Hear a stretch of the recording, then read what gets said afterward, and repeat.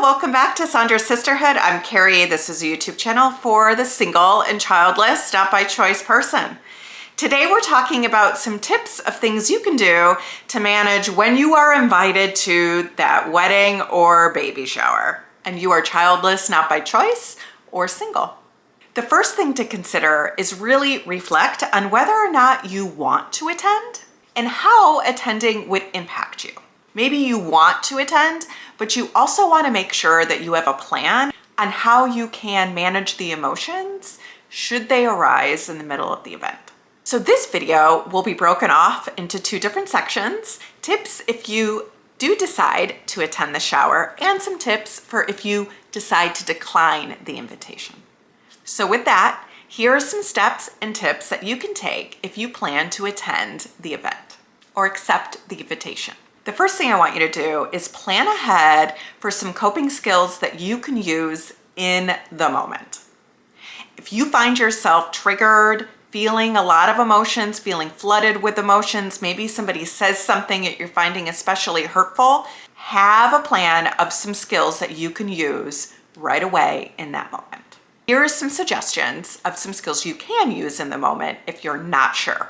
The first one is box breathing. This is sometimes called four square breathing. If you Google box breathing, you will have reputable sources come up on the Google search right away. Box breathing is something that you can do anywhere, around anyone. Take some space. Say you have to go to the bathroom. Say you have to go take a phone call. It's okay to think of a reason where, you know what, I need to get out of here for a moment. That's okay. Have a quote or a mantra in mind that you can pull out if you need to kind of center your thoughts back into the moment.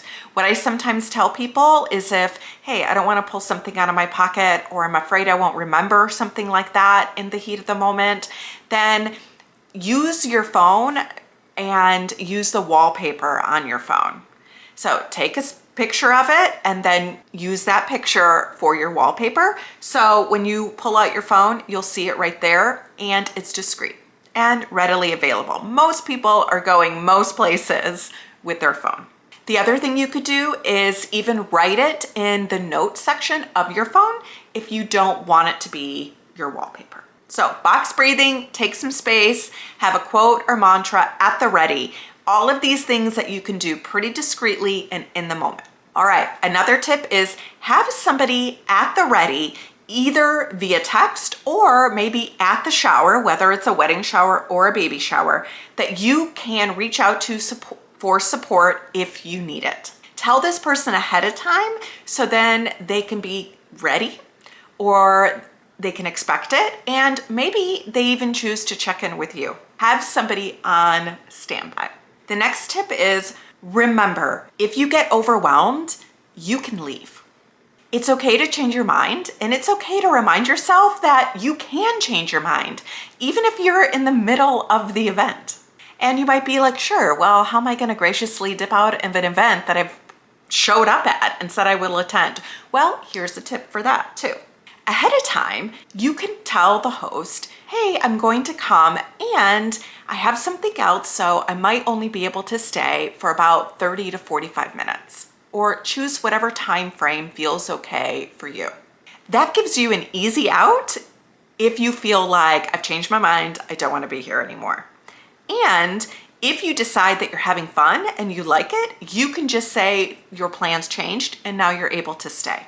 I also have some suggestions regarding gifts that I will share at the end of the video, as it is relevant for those who choose to go to the shower and also might be relevant for people who choose not to go to the shower but want to send a gift instead. Now, after considering whether or not you want to attend, if you decide this is best that I do not attend, that decision is okay, no matter who the shower is for. That's right, even if it's somebody really close to you, if you feel like it is beyond your capacity to manage, it is okay to set a boundary, and it is okay to decline. It is. You might have to repeat that to yourself, and you might have to say it over and over to yourself because you may have other people telling you differently. It is always okay to set a boundary that is in the best interest for your health. And mental health is health. That's right. It's okay to take your own mental health, your feelings, and your grief and filter decisions through those things before you consider somebody else's feelings. I'm not saying never consider anybody else's feelings, but it's okay if you put your feelings on the list, and it's okay if they're first on that list. This is grief. It doesn't make you selfish. It doesn't make you a bad friend. It doesn't make you a bad family member. It makes you honest with yourself and taking some appropriate steps to heal from something very painful. You know, it's kind of like saying when you get invited to a hike and you have a sprained ankle, it's kind of like saying, you know what, I'm not going to go on the hike because I have a sprained ankle and it would be painful for me to go on the hike with you.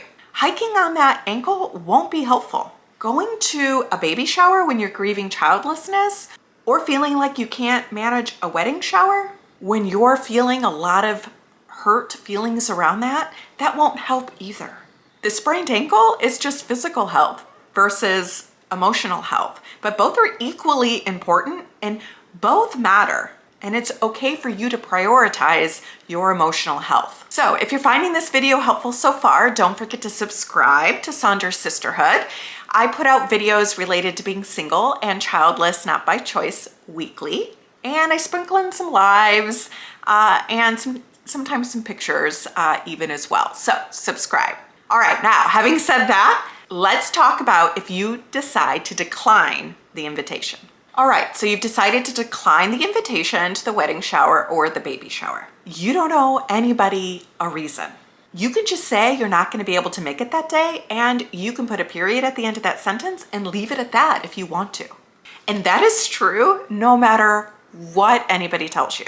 You don't have to justify a decision and a boundary that you're making. And I'm here to remind you of that. If though you want to say a little bit more when you decline the invitation, here are some things that you can say. The first suggestion is, thank you for thinking of me and inviting me. I'm so happy for you, and I won't be able to make it that day. I hope you have a wonderful day. And you can say that verbally, or you can put that in writing. Another option is, thank you for thinking of me on your wedding shower or baby shower. I won't be able to attend, but I would love to meet up with you for lunch soon so we can celebrate one-on-one if you want to. Now, if you want to be more honest, you can go with this. Baby showers or wedding showers are really hard for me, so I'm going to skip this event. I appreciate you inviting me, and I value our friendship or our relationship. Another option, if you feel like you want to say a little bit more, is thank you for inviting me. I am happy for you, and I'm not ready to attend baby showers due to my current circumstance of grieving my childlessness or not having children. Or I'm not attending wedding showers because I find those to be really difficult right now for me. Please know this is a decision I've made based on my needs at this time and not a reflection on our friendship or relationship. I'm thankful in advance for your understanding, and I'm looking forward to celebrating one-on-one. You can choose if you want to say that out loud or in writing. You can kind of be more minimal, or you can be a little more vulnerable and share the reason why, depending on probably who the invitation is from. But all of that to say, you get to choose how much you disclose or not. So here's a little tip for how to purchase a present that I talked about earlier in the video. So here it goes. First of all, I want to say, don't feel pressured to go shopping. One of the things that I used to do is just give a gift card. It eliminated the need to go shopping, having to browse through all of those things. Particularly when we're talking about having to shop for a baby, it's like you go in the baby sections and who's in the baby sections, but usually, not always, it's moms and their kids. And it can be triggering depending on where you are and how you're feeling. The other reason I like a gift card is because if I'm shopping online, it prevents the algorithm from now sending me all these like baby reels or ads. When you start searching for baby items, the algorithm picks up on that and then starts sending you more and more. A gift card just kind of eliminates you triggering the algorithm. Now, I know some people are really against just sending a gift card. Some people feel like it can be a little depersonal. If you are adamant against using a gift card, here is a suggestion. I would really consider, just think of something you want to buy and then purchasing it, instead of scrolling through registries and then shopping the different aisles. Choose something, pick it, and go. Short and sweet. And as always, the other option is maybe you're the friend who is that friend who gets something for the bride and not necessarily for a home, or you get something for the mom and not for the baby. Every time I've gone to a shower, there's somebody there that does that, and people love that.